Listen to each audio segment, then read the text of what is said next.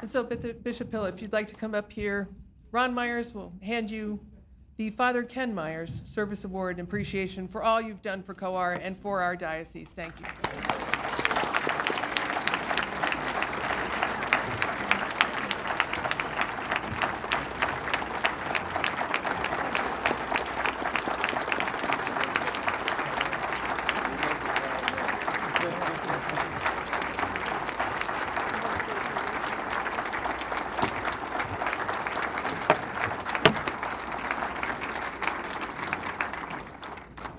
Thank you very much.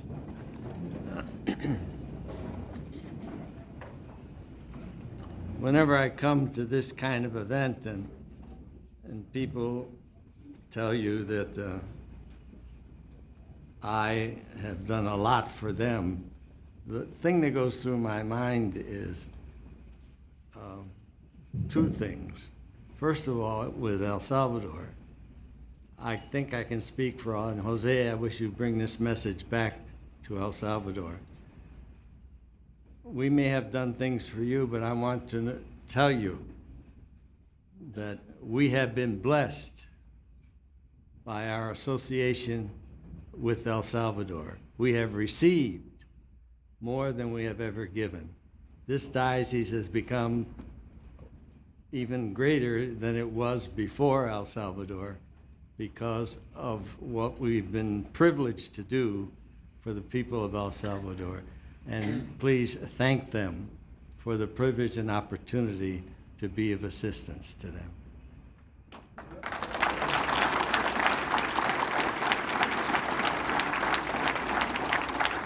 And the other thing I want to say is, maybe I had a part to play, but I could have done none of that without you good people. Would have been just words. The fact that we were able to do something and build all that stuff and start that is because this is a wonderful, generous diocese. And I want to thank all of you. You should have been associated with all of that, because a leader can only lead when people are willing to follow. A leader without followers is nothing, nothing. So I want to thank you, good people. This is a great diocese because we've got great people like yourselves. And it was a privilege to be of service to you, too. El Salvador has been a very important to me personally. When I became a bishop, as Mary said, my first official act was to meet the body of Dorothy Kazel. I got a call and said that the body will be flown in, and Mother Bartholomew, the head of the Ursulines, said she would like to come with me and asked me if I would come because she felt better if someone was with her. So we went. They broke the rule, the rule you can't go on the tarmac. So they allowed us to go down on the tarmac, just Sister Bartholomew and myself. And the plane came in, no fanfare, nobody paid attention to it. Came in, taxied to where they unload all the suitcases.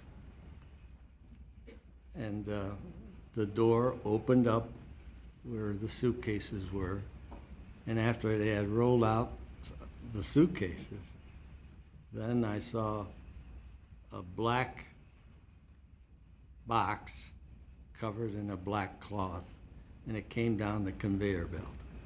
No fanfare, no acknowledgement, nothing. It just rolled slowly down the conveyor belt, and they put it in the back of a truck, and they drove it away. And I remember Sister Bartholomew was overwhelmed, and I had to hold her because she fainted. That had a profound effect on me. Here, this great lady had done such great good, and the only thing the world noticed was came down a conveyor belt, put it in a truck, and took it away. No acknowledgement of it for whatever. that told me something very important about ministry. You know, we're not in this for acknowledgement and for praise. These things are nice, but they're not what count. If you're going to be a good minister, it may cost you your life in one way or another. There's all kinds of death. If you're going to do good, it's going to cost you. And you have to give it joyfully. Dorothy Kazel said her community had called her the Alleluia woman because of her spirit of joy and love. That told me what I have to do if I want to be a good bishop. You got to care about people. It isn't about theology and being eloquent, whatever that is. That's not what it's all about. Just care about people and care enough about people so they know that you're willing to give your life for them. And the other thing about El Salvador that had a profound effect on me, that picture that you saw with Ken and myself with the little kids, part of that trip was to the orphanage where they had the little children. And I went to the orphanage and you see them all gather around me. Well, while I was standing there with Ken and all those kids around me, I saw just a little girl. She must have been kindergarten or younger. She was sitting over there under a tree all by herself with her fingers in her mouth. And she was just sitting there. So after that picture was taken, I went over to see her, and I picked her up, and I held her, and tried to comfort her. And when I was about ready to go and put her down, she wouldn't go down. She just clung to me. She said, I said, one of the nuns, I said, "Sister, she won't leave me go."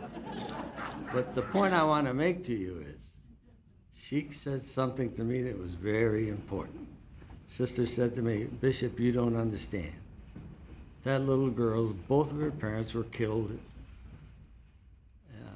and she's all by herself. And they brought her here, and with all the children here, we don't have an opportunity to hold very many and very long. So when a human being picks her up, that is so comforting to her. She doesn't want to lose that feeling of being held." And I said, my goodness. I know how my nephews and nieces were born. They were smothered with love. They were smothered with love.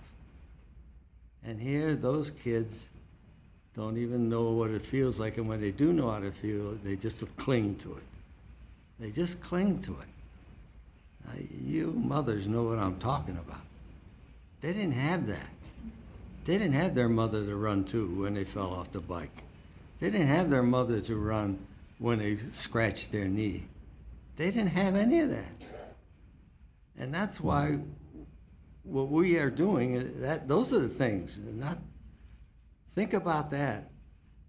What you're doing is to the best of your ability, by making COAR available, is to give them that human touch. It's not words. There's nothing like holding a baby. It's just amazing. They could be crying, all of a sudden the mother picks up, nothing. I remember when I was sick myself, when I had the open heart surgery. The night before after I got that infection, these 5 doctors all come in, standing around the bed, scared to death out of you. They're all around you saying, "Now, Bishop, do you understand? Tomorrow morning we have to do this surgery, but we want you to know it's very serious surgery. Very serious." He said, "Do you understand what I'm telling you, Bishop?" I said, "Yeah, I understand what you're telling me." But it didn't make me feel any better. I was a little nervous. So the 5 doctors walked out. Then my brother brought my 93-year-old mother into the room. She came over to the bed, put her arms around me, and she said, "Anthony, they tell me you're very sick, I said, yeah, Mom, I'm very sick. I have a serious operation tomorrow. She said, don't worry. Don't worry.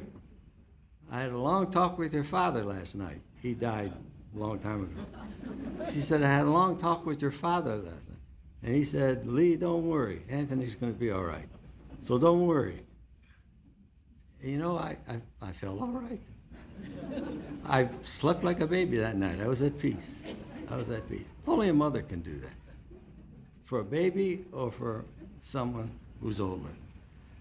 You are the mothers of COAR. You are the fathers of COAR. There's no substitute for you. So thank God we've had that opportunity. What I've learned in ministry is whatever you do for somebody else, you bless yourself. When you think you got problems, or when you think your children are a problem, remember the kids of El Salvador. You're blessed. You're blessed. So you are great people, continue to be great people, and God bless you all.